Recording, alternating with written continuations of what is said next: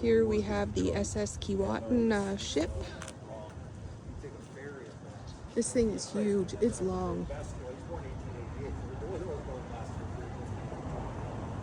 And we were just admiring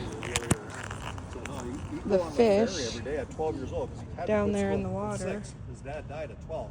So the 6 You can see them all swimming around. So basically, All it was in there. like, and there's no social safety net to help you. It's like that doesn't go to work. Like, when I get in front of this, like, look how narrow this is. Like, it's so pointy.